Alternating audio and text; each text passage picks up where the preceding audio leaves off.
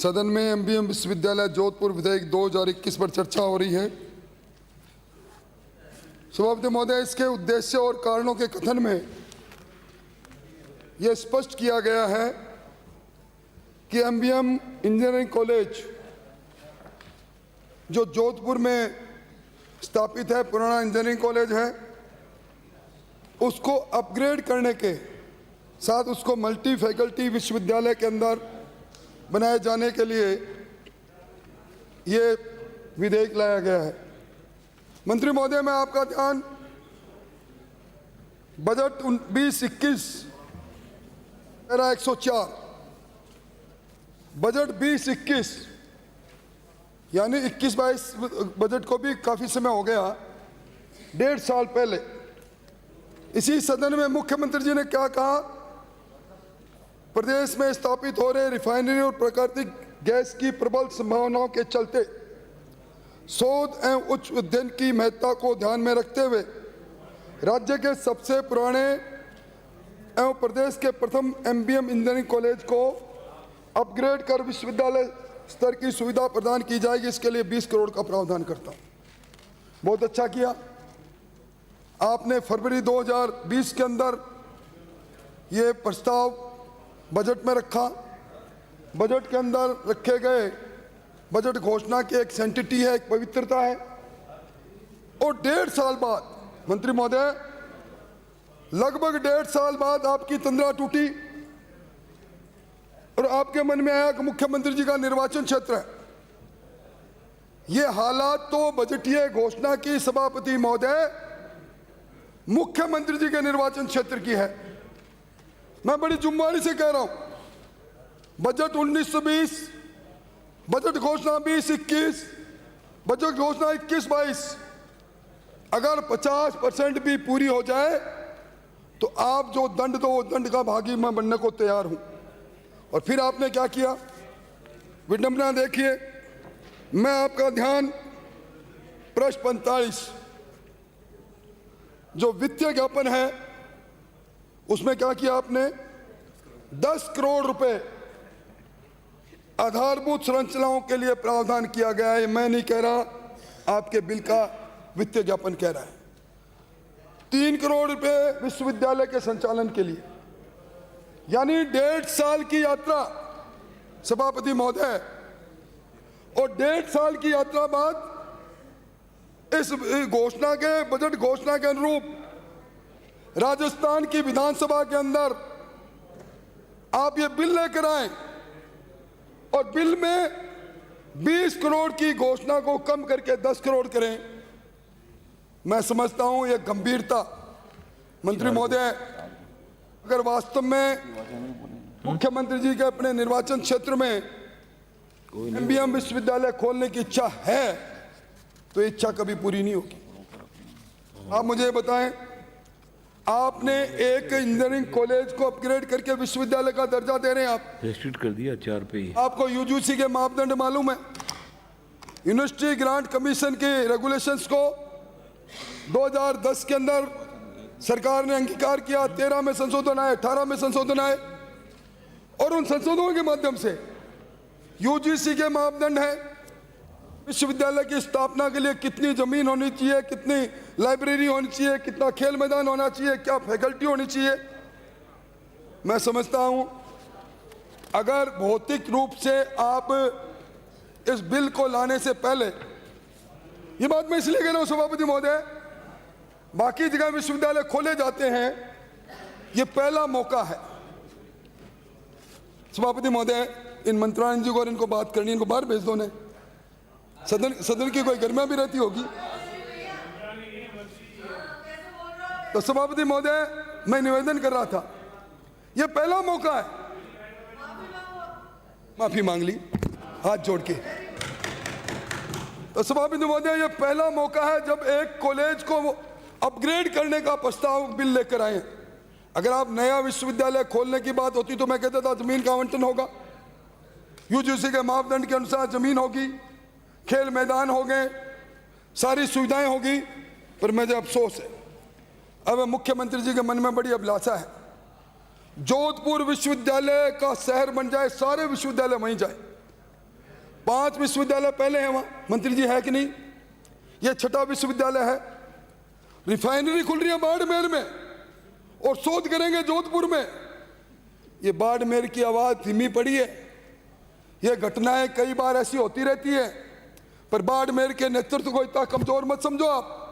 मैं समझता हूं कि निश्चित तौर पर विद्रोह की चिंगारी जब ज्वाला बनेगी, बाड़मेर का हक जो मार रहे हो वो हक आपको ले डूबेगा मंत्री जी, छोटी बात नहीं।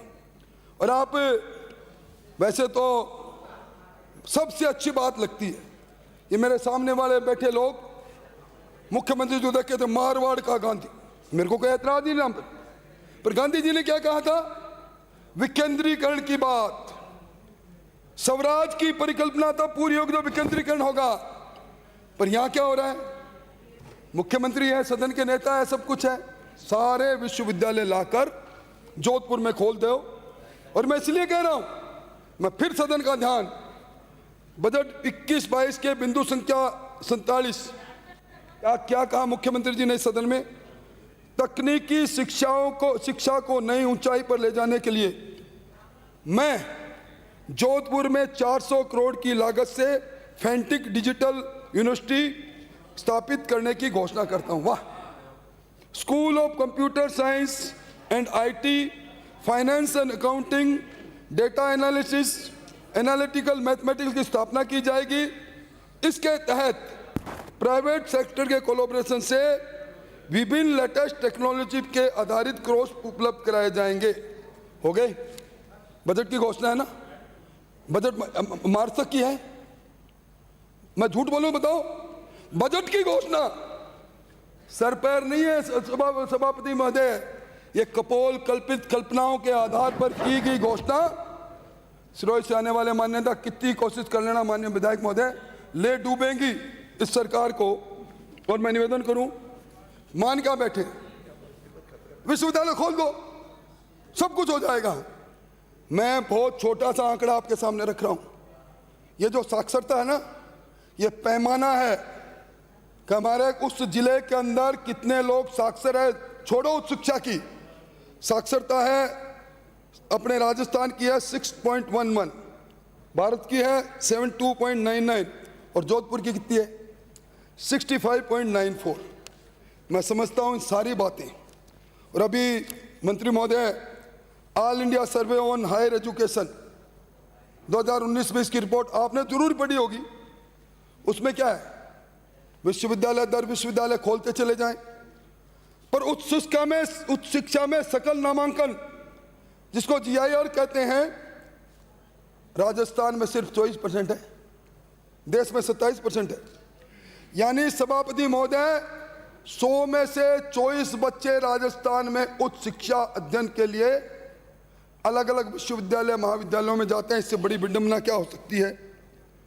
और आज उच्च शिक्षा विभाग आपके पास है। या आपने पिछली बार जो वार्षिक रिपोर्ट यहाँ रखी थी, उसमें आपने कहा था कि आपके कितने पद खाली हैं? असिस्टेंट प्रोफेसर, एसोसिएट प्रोफेसर के और गैर शिक्षण तीनों को मिला के मैं जोड़ के बताऊं तो 50% नहीं खाली है। सौगन खा के मुझे बता देना। और असिस्टेंट प्रोफेसर के 37%। और UGC रेगुलेशन सभापति महोदय, जिसको 2013 में अमेंडेड रूप में, 2018 में अमेंडमेंट रूप में इस राजस्थान की हुकूमत ने स्वीकार किया, वो क्या कहता है? उसके जो मापदंड बने हैं, विद्यार्थी असिस्टेंट लेक्चरर के रेशियो का विश्वविद्यालय में, महाविद्यालय में राजस्थान में 20,000 असिस्टेंट प्रोफेसरों के पद होने चाहिए, 20,000। और आज आपके खुद का ये वार्षिक प्रतिवेदन कह रहा है 6,939 में सिर्फ 4,367 पद भरे हुए हैं। यानी 16,000 पद और सरकार क्रिएट करे तब इस प्रकार के विश्वविद्यालय के खोलना की मान्यता रहेगी। आज 350 कॉलेज आपके, नैक में सिर्फ 37 के अलावा 38 आया क्या? हालात क्या है? और अभी सभापति महोदय, UGC का सर्वे आया, राजस्थान पत्रिका दूसरे अखबारों ने बड़े प्रमुखता से छापा। UGC का सर्वे कह रहा है 33 जिलों में से 30 जिले राजस्थान में शैक्षणिक रूप से पिछड़े हैं, यानी 90% डिस्ट्रिक्ट। आप विश्वविद्यालय दर विश्वविद्यालय के बिल ला रहे हो, खोल रहे हो, पर राजस्थान की हालत क्या है? 3 डिस्ट्रिक्ट जयपुर, जोधपुर, प्रतापगढ़ को छोड़ के सब पिछड़े। और आज देखा जाए 89 विश्वविद्यालय सभापति महोदय सरकारी और गैर सरकारी राजस्थान में, और 3380 महाविद्यालय है। संख्या की दृष्टि से देश में 4था स्थान है। और मैं समझता हूं आप इंजीनियरिंग कॉलेज का विश्वविद्यालय ला रहे हैं। आप ये तो देख लेते, पिछले 2.5 वर्ष से माननीय सदस्य, राजस्थान में 51 इंजीनियरिंग कॉलेज सिर्फ इसलिए बंद हो गए, छात्रों की संख्या नहीं थी। मैं समझता हूं इस पर ध्यान दें। अभी आप ये बिल लेकर आए, इस बिल के सारे प्रोविजन को मैं पढ़ूंगा तो सभापति जी मुझे डांट के बैठा देंगे। मैं मोटे मोटे आप किस प्रकार विश्वविद्यालय की स्वायत्तता पर हमला कर रहे हैं उसके बारे में बता रहा हूं। एक सेक्शन 37 सरकार का नियंत्रण, यही हेडिंग है। और 37 क में आपने कहा कि अगर विश्वविद्यालय में अध्यापक, अधिकारी, कर्मचारी कोई पद का सर्जित होगा तो सरकार से अनुमति। विश्वविद्यालय 37 क में कहा कि अधिकारियों के, कर्मचारियों के, अध्यापकों की वेतन लब्धियां, वेतन, सेवानिवृत्ति प्रलिप्तियां सबकी कितने देंगे, किसको दोगे, क्या वेतनमान होगा, राज्य सरकार की अनुमति बिना नहीं।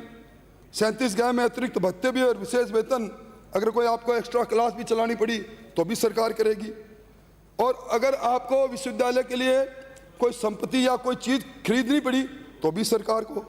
यानी पूरी सरकार, पूरा विश्वविद्यालय सरकार के निगाहबान बनकर उनके मिजाज पुर्सी में लगेगा, क्योंकि नियंत्रण आपने ले लिया सेक्शन 37 में। और सेक्शन 38 में आप क्या कर रहे हो कि आप अधिकार ले रहे हो इस एक्ट के माध्यम से कि अगर किसी वित्त संबंधित प्रकरण के अंदर आप उचित समझो तो जांच बैठा सकते हो आप। और 8(2) के अंदर आप ये कहकर विश्वविद्यालय में वित्तीय प्रबंधन ठीक नहीं, आप पूरा नियंत्रण ले लोगे।